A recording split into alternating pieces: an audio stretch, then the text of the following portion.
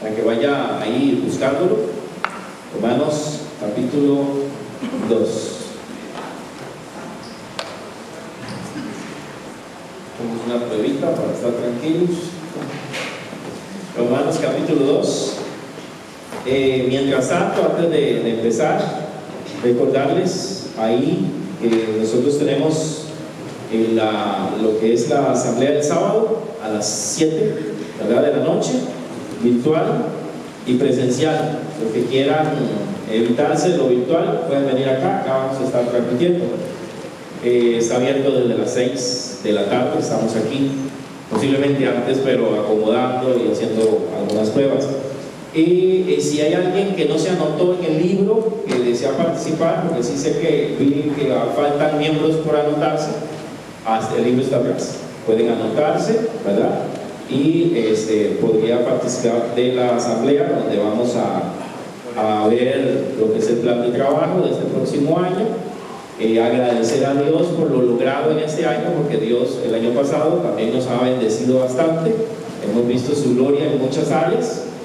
Y también tenemos voto de confianza, tanto para mí y también individualmente para cada anciano que me colabora.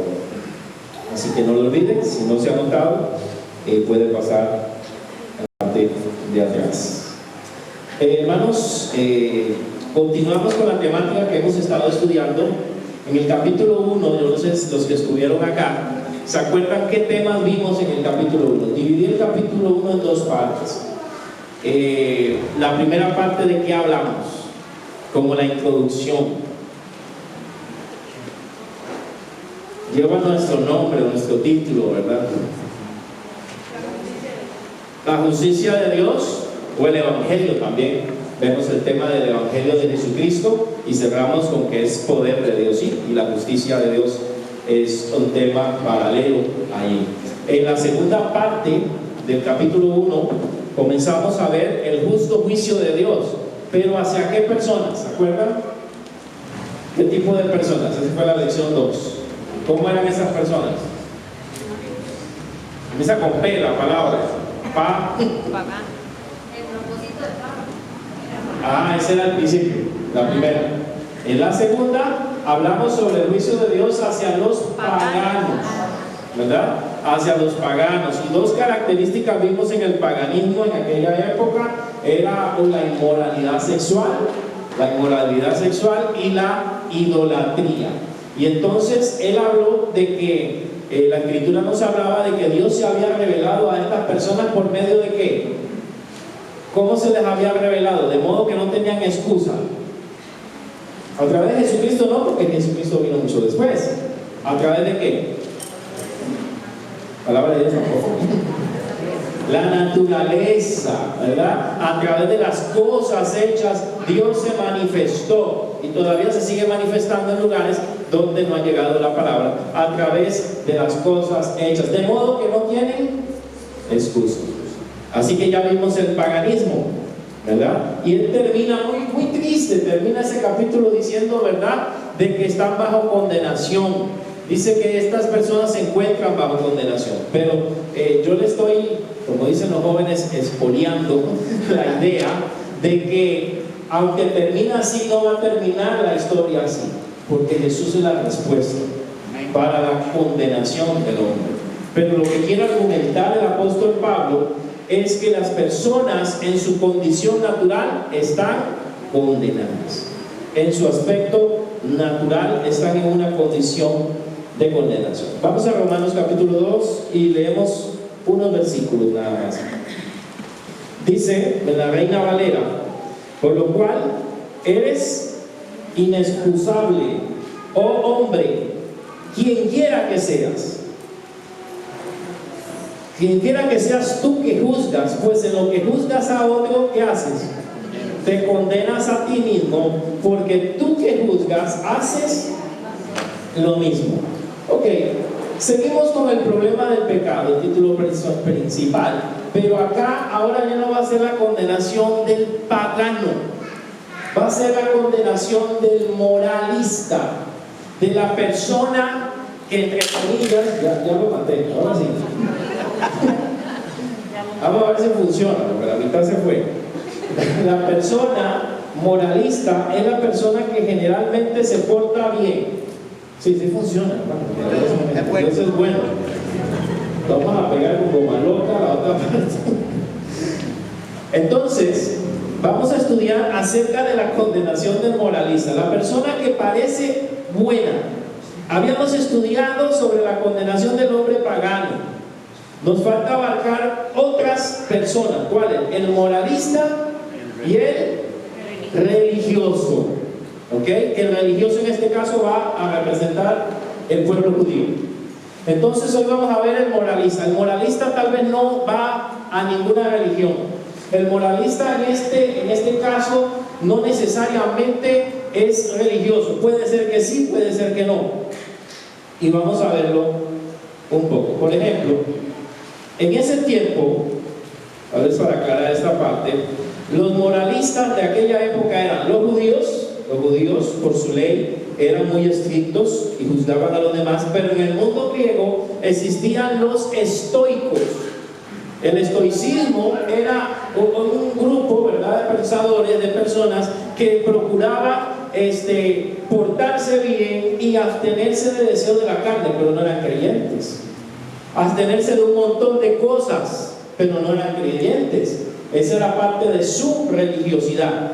Y ellos creían que por su manera de abstenerse de cosas negativas, de paganismos, se abstenían de relaciones sexuales, algunos prácticamente se alejaban hasta de las mujeres, no participaban de muchas cosas. De ahí viene la idea también que toma después la religión popular de los monjes, personas totalmente apartadas de lo malo, creyendo que castigando al cuerpo podían liberar su alma. Donde más castigaban al cuerpo, ese era el pensamiento griego, su alma era libre. Aunque no crean que esas ideas están dentro del cristianismo, ¿verdad? Un duro trato del cuerpo para acercarnos más a Dios. Tenemos que tener cuidado ahí de malinterpretar algunos textos y irnos al lado estoico, porque esa era parte de la idea griega. Pero donde más maltrataban su cuerpo, golpeaban, laceraban, de ahí vienen estas ideas, más se acercaban a su divinidad o a la sabiduría o a su Dios. Se portaban bien, se alejaban de lo malo. El judío, no se lo olvide, el estoico, que es griego. Pero veamos la primera parte, versículo 1. Nos dice que esta persona, por lo cual eres inexcusable, no tienes excusa, no hay excusa para ti. ¿Y quiénes son ellos? Hombre cualquiera que seas. Esto parece no importante, pero es importante, porque si no vemos esta parte vamos a pensar que está hablando solo de los judíos, porque menciona la ley más adelante. Está hablando solo de los judíos, pero está diciendo hombre cualquiera. Hombre cualquiera que seas, eres inexcusable. Cualquier tipo de ser humano, cualquier hombre, sea judío, sea griego, que piensa que por portarse de cierta manera va a alcanzar la salvación, no tienes excusa. ¿Por qué? Hombre, quien quiera que seas, cualquiera que seas, juzgas a los demás, pues en lo que tú juzgas a otro, ¿qué pasa? Te condenas a ti mismo. Entonces este moralista le gusta ¿qué? ¿Cuál es su característica? Juzgar. Ojo que a veces los cristianos nos pasamos a este lado, ¿verdad? Porque ya yo tengo una vida un poquito mejor, ya me porto bien, ya estoy cumpliendo la palabra, ya voy a una iglesia, ya me alejé del pecado, entre comillas, porque somos pecadores todavía. Entonces ya yo me creo con el derecho de juzgar a los demás. Tienes que tener ese cuidado. El moralista no cristiano, cristianos también hacemos a veces eso, tiende a juzgar, tiende a señalar, a ver quién se porta mal para criticarlo, a ver qué está haciendo. El problema con esto es que lo que estás juzgando a otros te estás condenando. ¿Por qué? Porque como ser humano tú también haces esas cosas, también pecas. Aunque estás juzgando que alguien, ay, mira, esa persona es murmuradora, yo también estoy murmurando de esa persona. Yo estoy juzgando el pecado de otro, yo tengo otro también.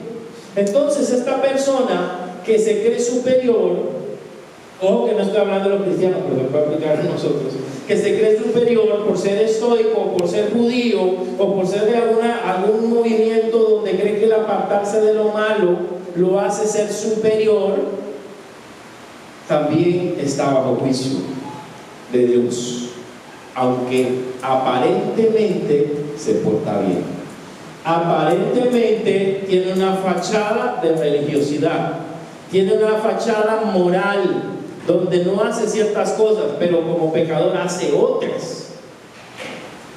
Y Dios, hermanos, no solamente condena, perdón por lo que digo, al borracho, no solamente condena al fornicario, no solamente condena al pagano que leímos anteriormente, donde hablaba el capítulo de la homosexualidad y todo eso, ¿verdad? Que no quiero repetir, toda esa parte que estaba ahí. No solamente están bajo condenación ellos, sino hay que ver que también los que parecen que se portan bien, también están bajo condenación. También los que aparentan, porque aparento ser bueno, pero en el fondo critico, en el fondo murmuro, en el fondo también tengo malos pensamientos, malos deseos, pero no son pecados que se manifiestan, que se ven o que humanamente andamos juzgando. Bueno, los tiempos que las iglesias disciplinaban en el sentido de pasarlos al frente, hace tiempos, aquello, ¿verdad?, la Inquisición cristiana, que los pasaban al frente a confesar sus pecados. Oiga, es interesante, la gente que pasaba al frente eran los que habían cometido adulterio, los que habían cometido fornicación, pero la hermana chismosa de la iglesia nunca la pasaban al frente. Y delante de Dios es el mismo pecado. Nosotros sí lo categorizamos, porque ese afecta a una familia y afecta a la sociedad. Tiene un efecto mayor, por supuesto, pero hay otros pecados que toleramos entre nosotros y los vemos normales, y que también delante de Dios están en la lista de pecados que no debemos cometer ni seguir, ni nosotros. Y esos, ¿qué importa? Eso es pequeñito. No soy igual a fulano de tal. Yo no soy como la hermana tal. Yo no soy como el vecino. Tengamos mucho cuidado. Pero usted no es usted no está en este versículo, ¿verdad? Usted no hace eso. Este es el moralista pagano. Moralista secular, que tal vez hasta es un intelectual, se porta muy bien y se aleja de muchas cosas, que quiere mantenerse bien y no fuma, y no toma, y no anda con mujeres, y cuida a su familia, pero eso no significa que tenga a Cristo y que sea salvo por hacer esas cosas. Verso 2.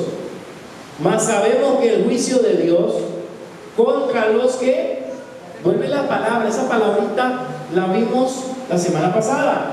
Los que dicen practican. ¿Qué es practicar?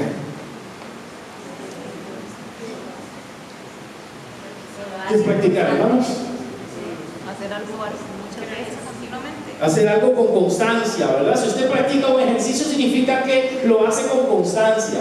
Si usted practica el ciclismo, significa que usted lo realiza con constancia. Aquel que practica el pecado no hereda el reino de los cielos. La Biblia nos enseña que todos somos pecadores, pero el problema en las Escrituras es practicar el pecado. Espero que ninguno de nosotros practiquemos el pecado. La Biblia nos dice que si nosotros pecamos, dice 1 de Juan, que tenemos. 1 de Juan capítulo 2 dice: hijitos míos, estas cosas os escribo para que no pequéis. Si alguno hubiere pecado, abogado tenemos para con el Padre. O sea, podemos recibir perdón si pecamos, pero algo muy diferente es practicar el pecado. Hay una diferencia entre pecar y practicar el pecado. Pastor, pero ¿dónde lo dice? Primera de Juan 3, versículo 8. Voy a apuntarlo. Juan hace una contradicción, y perdónenme que me vaya para Juan, la primera carta de Juan, porque él dice que todos pecamos, y si cometemos pecado, debemos confesarlo para estar bien con Dios, ¿verdad? Capítulo 2 generalmente. Pero en el capítulo 3 él dice otra cosa que me parece totalmente distinta. Verso 8: el que practica el pecado es del diablo, porque el diablo peca desde el principio. Y ve el verso 9: porque todo aquel que es nacido de Dios no practica el pecado. ¿Nota la diferencia? O sea, todos pecamos. Pero que ya me embarre en el pecado, me quede ahí, ya habiendo conocido a Jesucristo, eso yo tengo. Se supone que el Hijo de Dios no practica el pecado. Puede caer, se va a levantar. Puede fallar, porque sigue siendo humano. Y aquí estamos hablando de personas que siguen morales, pero siguen practicando el pecado y siguen juzgando. Su pecado es juzgar a los demás, porque se sienten superiores y dicen que no hacen esas cosas, pero en lo oculto probablemente sí cometen los mismos pecados que ellos critican. Ahora volviendo a Romanos, hermanos, así que tenga ese versículo ahí de 1 Juan 2, es muy interesante. Volviendo a Romanos, seguimos en el versículo 3. Bueno, el 2 nos dice que el juicio de Dios es para quienes, para los que practican tales cosas. Pero ¿qué cosas están practicando estas personas? Lo mismo que ellos critican, ¿verdad? Critican a fulano de tal. Ay, ¿te diste cuenta que la otra anda con no sé quién? Pero él también le gusta a otra persona. Pero no lo dice. Pero ese de allá es más pagano y lo hace abiertamente. Pero este oculto. Igual es pecador, aunque se cuide, aunque lo tape, aunque se engañe a sí mismo. Versículo 3, ¿qué dice? ¿Alguien lo puede leer? Es una pregunta, cualquier cosa. Perdón, no, el 13 también. Amén. Sí. Y piensas esto, oh hombre, tú que juzgas a los que tal hacen y hacen lo mismo que tú, escaparás del juicio de Dios. O sea, estás juzgando a los que hacen lo malo, pero también hacen lo mismo. Vas a escapar del juicio de Dios. ¿Por qué la persona puede creer que va a escapar del juicio de Dios? Porque se cree más digno de juzgar a los demás. Porque como él está juzgando a los demás, se cree superior. Y esto no nos puede pasar a nosotros. Le pasó al pueblo de Israel. Se creyó mejor que los demás. Comenzó a juzgar a los gentiles, a criticar a los demás y comenzó a hacer lo mismo que ellos hacían. Hablaba que no debían adorar ídolos y adoraron ídolos. Hablaban de que ellos debían obedecer a Dios, pero desobedecieron y rechazaron a Jesús. Y siguieron en su religión. Entonces, hermanos, cuando nos creemos más dignos que juzgar a los demás, tenemos que tener cuidado. Ahora, estamos hablando de personas que no conocen a Cristo, pero por si acaso nosotros que lo hemos conocido, no cometamos el mismo error. No estamos para juzgar a los demás, estamos para predicarles del Señor. No estamos para juzgar al pecador, estamos para presentarles a Cristo. No estamos para juzgar a nuestros familiares pecadores y criticarlos. Estamos para mostrarles el amor de Dios y enseñarles quién es el Señor con nuestra vida. Se nos olvida a veces, por supuesto, el amar al prójimo como a ti mismo. Llamados a restaurar. Exactamente. Ahora, ¿cuál es el problema de estas personas? Verso 4 y verso 5. Ayúdenme. O menospreciáis las riquezas de su benignidad, paciencia y longanimidad. Tienen otra versión, pueden buscar que habla de bondad, tolerancia, exacto, ¿verdad? Ignorando que su benignidad tenía el arrepentimiento. ¿Cuál es el problema de estas personas? Ahí, yo sé que ya están puestos, ¿verdad? Uno es que desprecian la bondad y la paciencia de Dios. Porque creen que no necesitan a Dios. Yo no tengo todo, yo tengo plata, yo me porto bien, yo no hago mal a nadie, menosprecio la bondad de Dios, lo necesita. A veces cuando usted evangeliza, se ha tenido la experiencia de gente que le dice eso. A mí no me evangelice, yo vivo bien, me porto bien y no hago nada malo a nadie. Evangelice al borracho de allá, evangelice al de la esquina, ese sí necesita, dicen así. ¿Por qué? Porque esta persona está menospreciando la bondad y la paciencia de Dios y no reconoce su necesidad de Cristo, porque se ve mejor, no está en la calle, no está haciendo en teoría maldad a la comunidad, pero también es un pecador.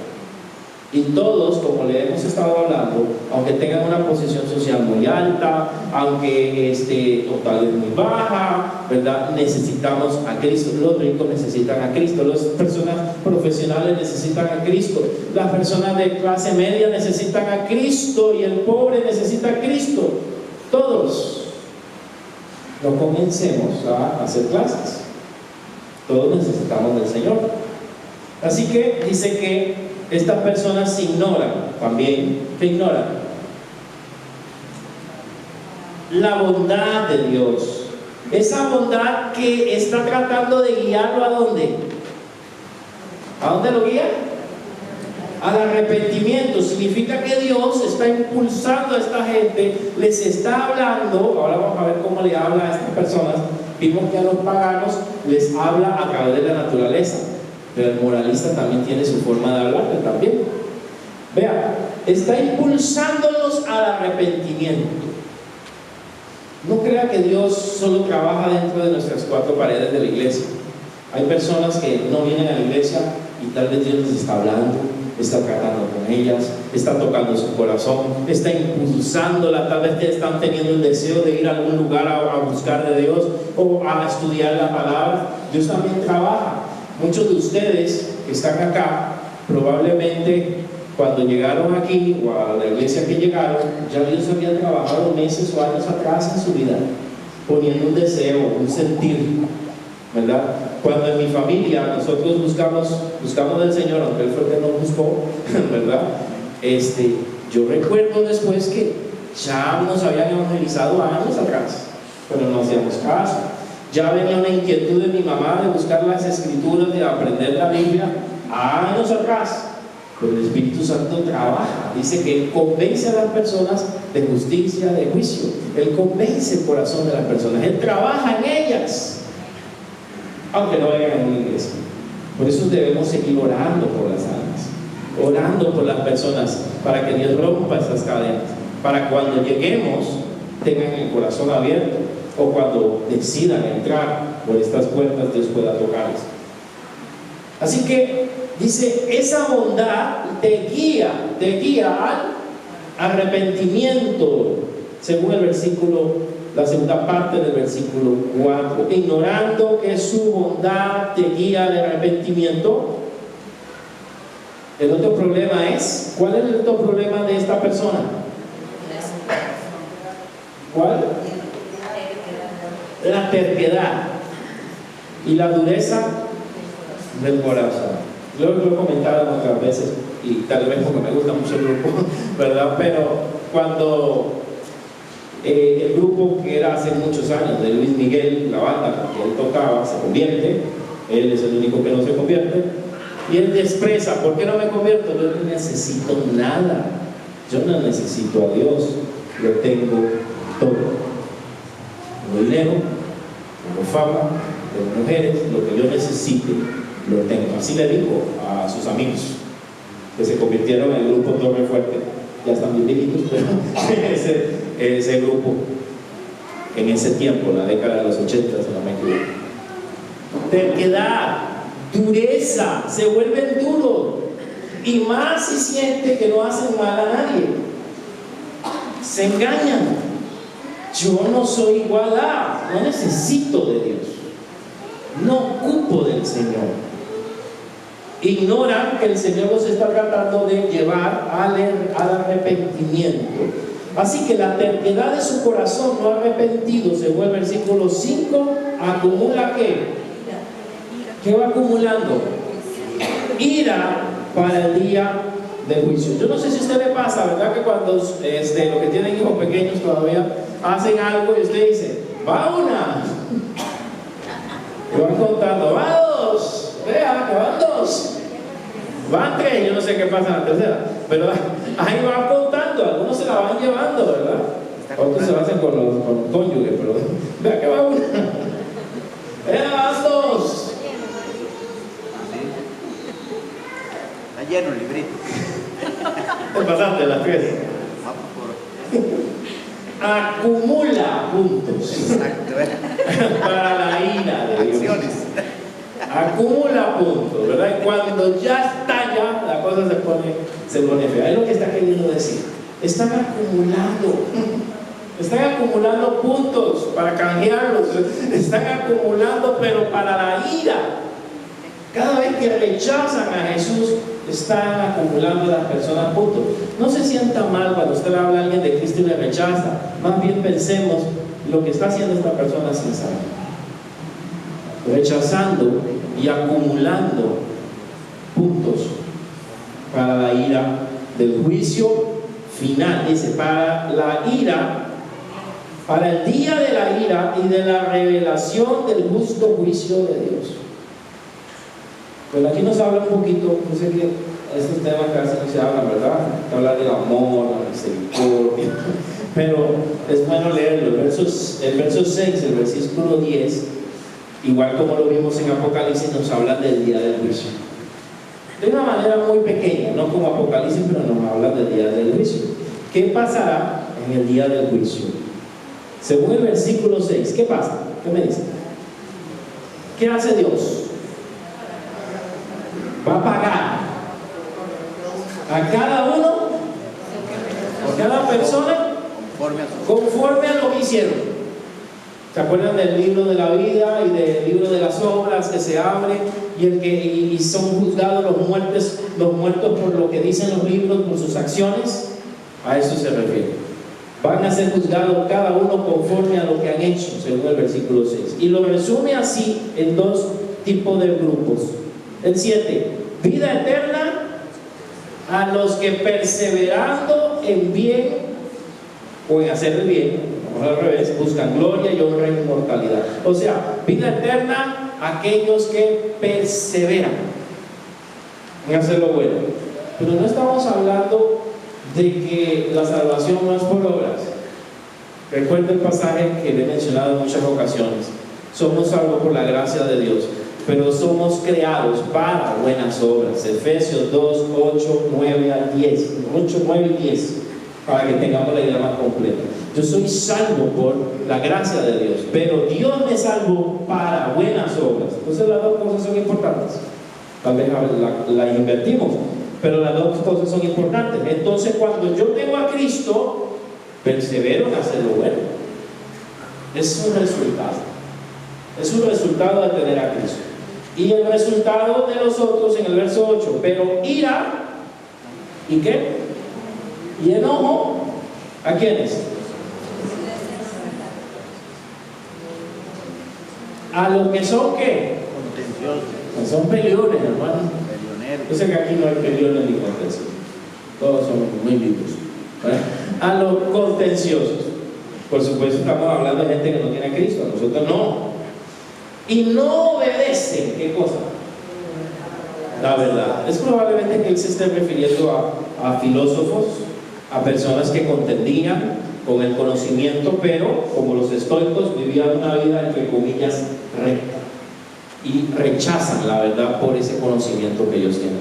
Encontramos gente así hoy en día, gente muy preparada, gente muy decente, muy estudiada, que no andan haciendo socialmente lo malo y rechazan el cristianismo, pero delante de Dios están igual que los paganos que vimos en el capítulo 1.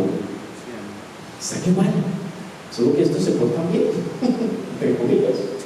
Juzgan y todo, pero se portan un poquito mejor. Esta es la condición, el juicio de Dios. Y hay un resultado, versículo 9 y versículo 10. Qué feo esto, ¿eh?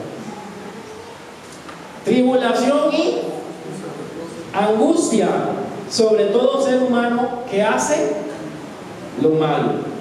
Y aquí él comienza a hablar de los dos grupos: el judío primeramente y el griego también. O sea, los filósofos también, pero los judíos religiosos también. El mundo, como dice la Escritura, está bajo condenación, a menos que aceptemos el regalo de salvación de Jesús. Y eso es lo que viene argumentando capítulo por capítulo. En el capítulo, los paganos están perdidísimos, adorando ídolos en su inmoralidad, entonces, pero también hay gente que cree que está bien, que no está bien delante de Dios y que necesitan también salvación. Y luego vemos el tercer grupo, que será en 15 días, si Dios lo permite. Verso 11, qué lindo, perdón, el 10, no me encanta.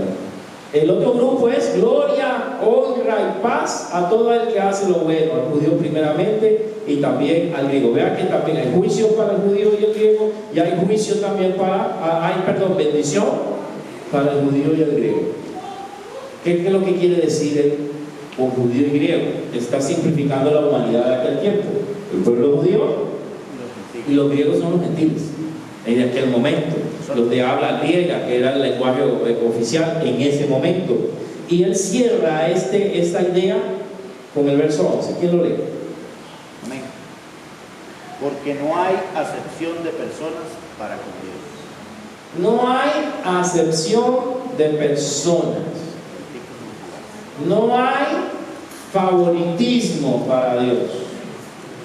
Porque Dios es, en otras palabras, tratar de apuntar otras palabras, no fueran acepción de personas, porque Dios es imparcial. No es porque este judío y el pueblo escogido y todos son salvos. No, tampoco. No porque estos son paganos o porque estos no son judíos, son castigados. Tampoco. Todos están en la misma condición delante de Dios. Aún los judíos actuales, hermanos, Dios los trata a todos por igual, en otras palabras. No tiene favoritos. Todos son iguales delante de Dios. Y este argumento lo continúa en los versículos 12 y versículo 13. Voy a leerlos. Porque todo lo que sin ley han pecado, sin ley también perecerán. Y todos los que bajo la ley han pecado, por la ley serán juzgados. Esta es como la parte más difícil de este pasaje. Porque no son los oidores de la ley los justos ante Dios, sino los hacedores de la ley serán justificados. Ojo con eso, usa la palabra justificados, que se usa más adelante en Romanos por el capítulo 8, y hay un capítulo que habla de la justificación en la fe. Y aquí llanamente, justificados. Subrayo porque eso es una palabra teológica muy importante. Justificados, es declarados justos. ¿Y cómo somos declarados justos? Cuando recibimos a Jesús como nuestro Salvador. La justicia de Cristo se nos imputa, se nos coloca a nosotros. Cuando Él lo mira a usted, me estoy adelantando, pero es necesario. Cuando Él lo mira a usted, no lo ve a usted, ve la sangre de Cristo, ve el sacrificio de Cristo. Y no es por su gracia, sus obras, es por la obra de Cristo, que oye nuestras oraciones, que nos contesta, que nos recibe como hijos. Porque si fuera por mis obras, estoy como el capítulo 1 y el capítulo 2, como listos. Pero es la justicia de Dios. Y aquí Él no lo desarrolla todavía, nada más lo menciona ahí. ¿Y qué dice? Bueno, nos dice que los que guardan la ley, o sea, que es lo mismo para los que guardan y no guardan la ley. Todos los que sin ley han pecado, o sea, los gentiles, sin ley también perecerán. Y todos los que bajo la ley han pecado, o sea, los judíos que guardan la ley, por la ley serán juzgados. Y aquí aclara el versículo 13: no es suficiente con qué. Y también lo habla Santiago en las Escrituras para la iglesia. No es suficiente como oír la ley. Los judíos oían la ley, la recitaban, la memorizaban y aún así rechazaron a Jesús. Puede ser, ojalá que no, que alguien esté en una iglesia, se aprenda versículos, los oiga todos los días, venga todos los domingos y no haya abierto el corazón a Cristo.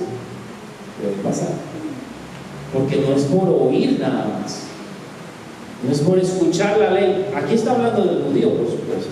No es por escuchar nada más la ley en la sinagoga, no es por escuchar la ley cada vez que se las enseñan a ellos.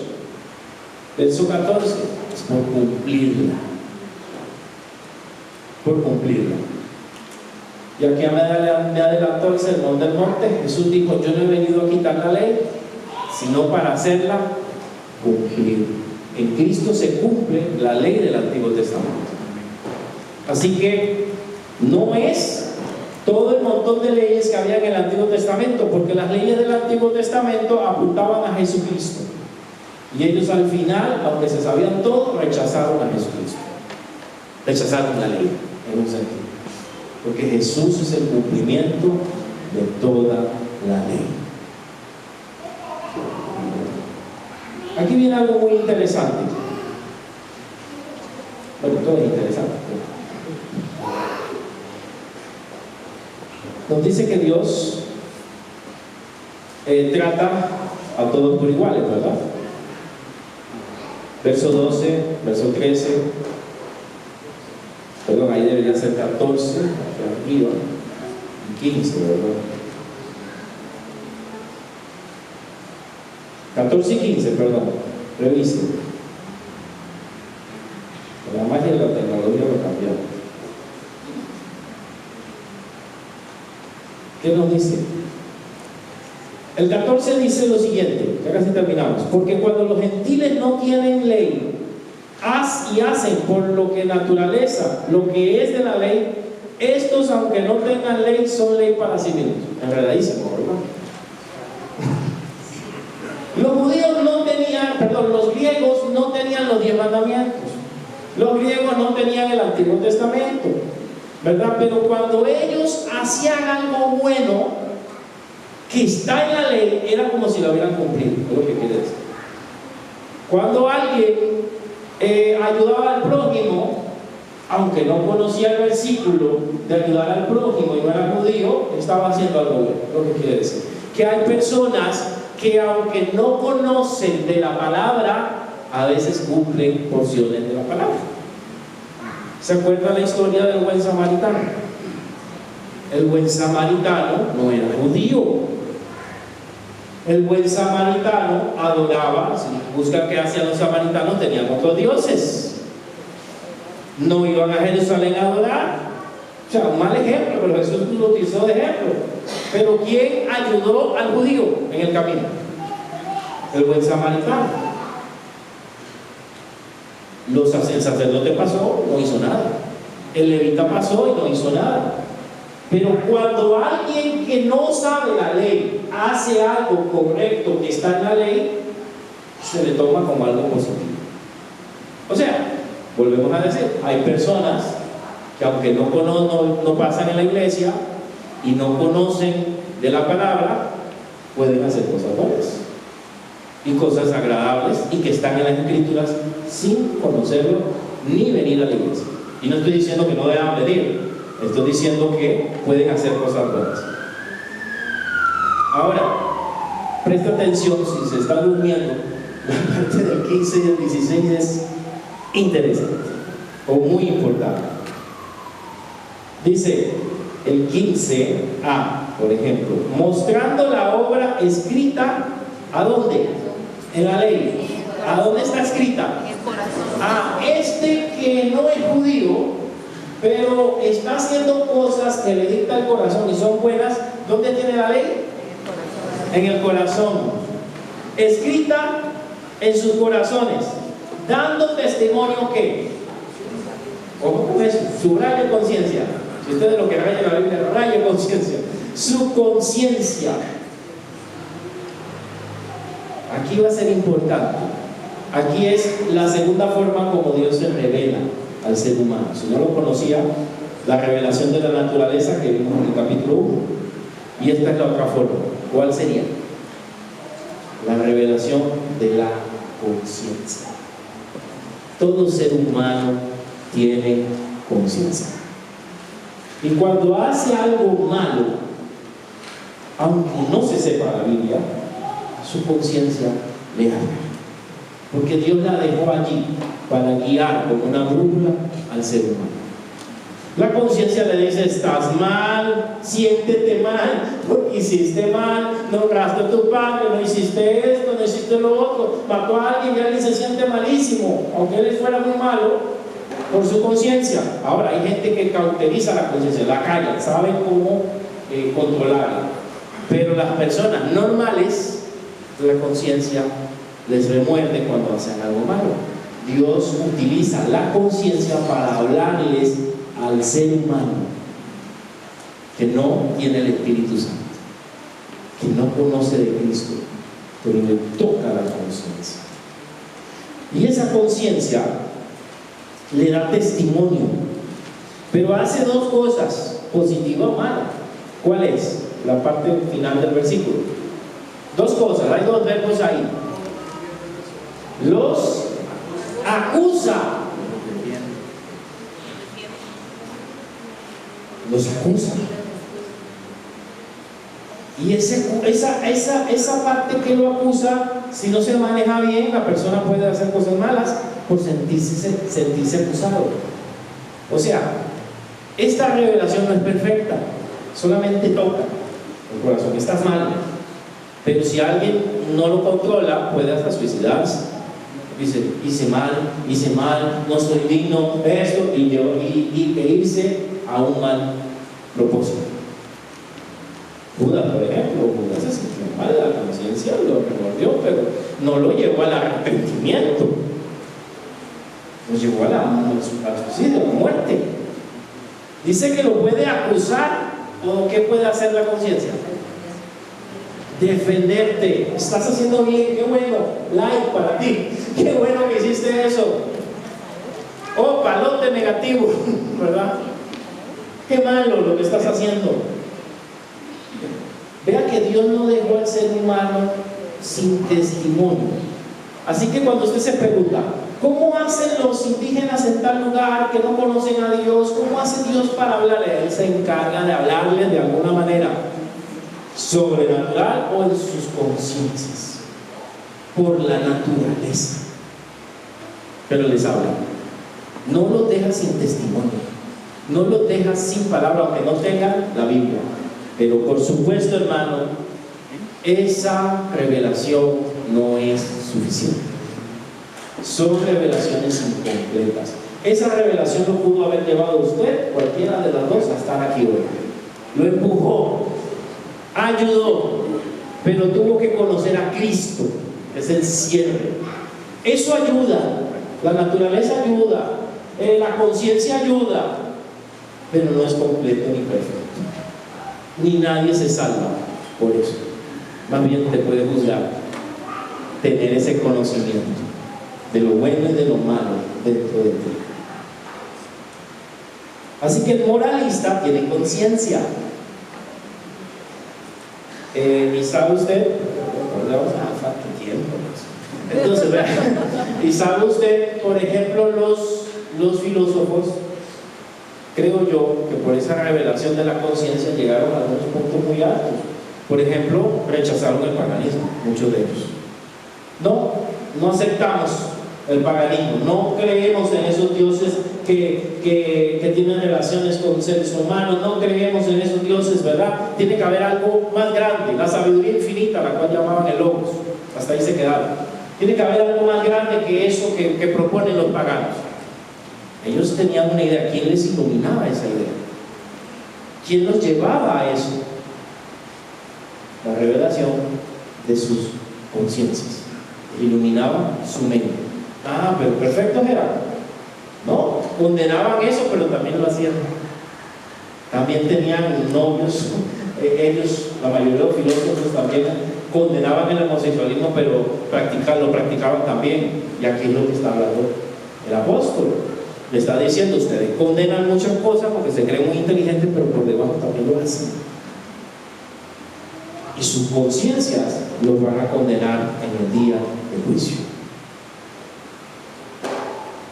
Así que la conciencia, hermanos, no es suficiente para conocer a Dios, pero es una de las herramientas que Dios usa. Es más, le añado algo que me faltaba decir.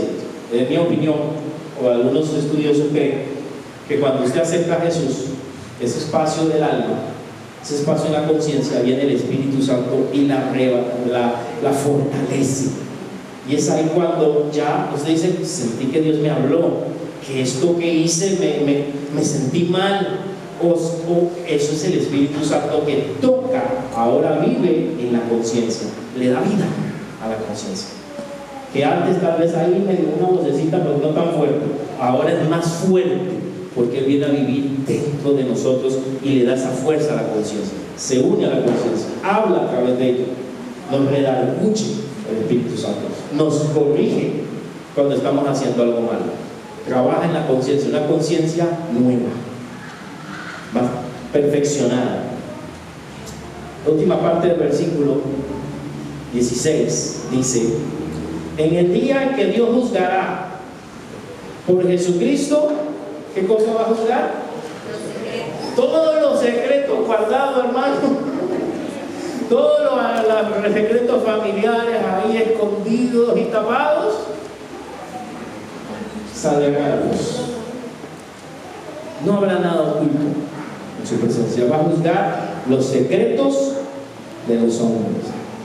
Claro, si no ha recibido a Jesús, que más adelante lo va a presentar.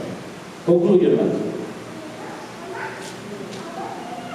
Lo veo muy triste, entonces vamos a cerrar. Para finalizar, Dios revela su ira contra los hombres que juzgan a otros, pero también contra aquellos que rechazan la verdad. Estas personas que juzgan se creen perfectas, pero tampoco reciben la verdad. ¿Y cuál es la verdad? La verdad es Cristo. Eso se me olvidó decirlo. Rechazan la verdad. Aunque esto no tiene la ley, no tienen excusa, porque tienen la ley ¿a dónde? En el corazón, en sus conciencias. Dios le dio una conciencia para saber lo bueno y lo malo, y ese es el trabajo que hace la conciencia, decirte si esto está bien o está mal, y empujarla hacia Cristo, empujarla un poco a buscar de Dios. Así que la naturaleza y la conciencia son revelaciones de Dios hacia el hombre, y la conciencia es una de las más interesantes. La conciencia del moralista, si no se arrepiente, será la base de su juicio en el día final. Dios no va a juzgar a algunas personas porque no conocían la Biblia, la va a juzgar por sus conciencias, si sabían que eso era bueno o era malo. No le va a decir: mira, tú no cumpliste el mandamiento número 4, y eso, ¿y ese qué es? Yo no sé. No, lo va a juzgar por esa conciencia. Tú sabías que matar en tu corazón era malo, tú sabías que robar era malo. No lo va a juzgar por la ley y la Biblia, sino que lo juzgará por sus propias conciencias. Y la conciencia del moralista va a ser la base de su juicio en el día final. Estos hombres también estarán bajo condenación por rechazar la verdad, aunque se porten mejor que los primeros. La revelación de la naturaleza juzgará ¿a quién? Al pagano, aunque ambas se pueden combinar. La de la conciencia al moralista. Todas estas revelaciones pueden ayudar, pero también pueden condenar. Pueden ayudarte a acercarte a Dios, pero también pueden ser usadas en tu contra.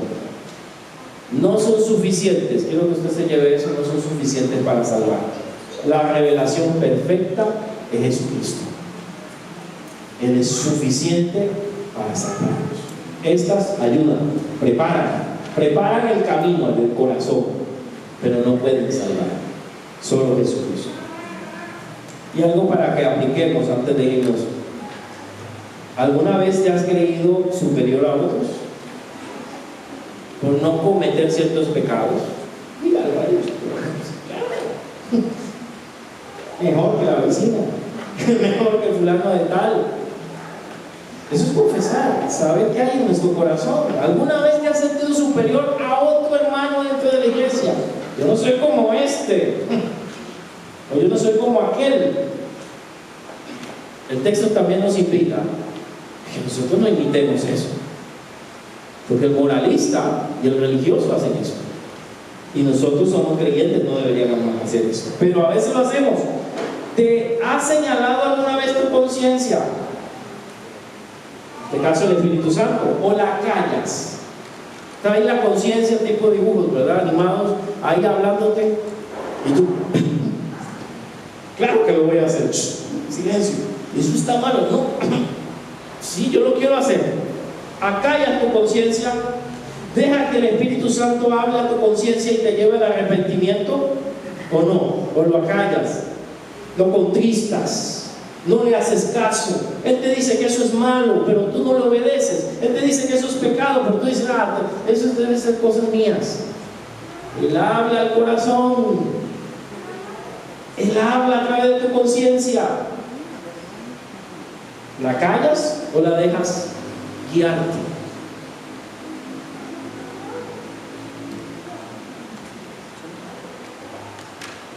Cierro con esto.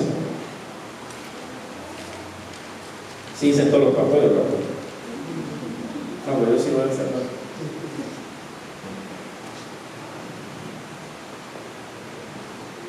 En una ocasión un hombre escala una montaña, ¿verdad? Escala una montaña y él comienza a mirar hacia arriba las personas, perdón, de arriba hacia abajo, las personas que va dejando en el camino. Y comienza a burlarse, ya estoy pasando, ¿verdad? Yo alcancé la cima, pero luego pasa un avión. Y el avión mira a este hombre, mira a este hombre, está bien bajito. El avión ve a los dos personajes y los ve al mismo nivel. El que está más arriba, el que está en la montaña, probablemente es el moralista, que ha alcanzado cierto grado, que ha logrado dominar ciertos pecados, ciertos instintos, y mira al otro por debajo. Pero ante Cristo, todos estamos abajo y todos somos pecadores. Y aún en la iglesia, hermanos, aunque hemos sido lavados por la sangre de Jesucristo, no podemos juzgar a nuestros hermanos. No debemos creernos superiores a los demás, porque por encima, en el avión, está Dios y nos ve a todos iguales, solo que lavados, en este caso, por la sangre de Cristo, la cual nos hace diferentes. Miren su rostro, por favor.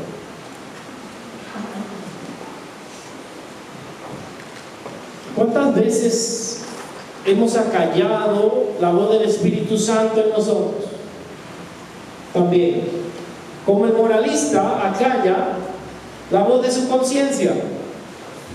¿Cuántas veces el Espíritu Santo te ha dicho algo? Te ha hablado, y cuando digo decir, yo no estoy hablando de una palabra ahí como dicen proféticas algunos, no, estoy hablando de tu corazón. Te ha guiado a hacer algo bueno, o te ha guiado a abandonar algo malo y no le has obedecido. Igual que el moralista, dices, no voy a obedecer esa voz. Nosotros, más que nuestra propia conciencia, tenemos el Espíritu Santo, el cual nos guía a toda la verdad.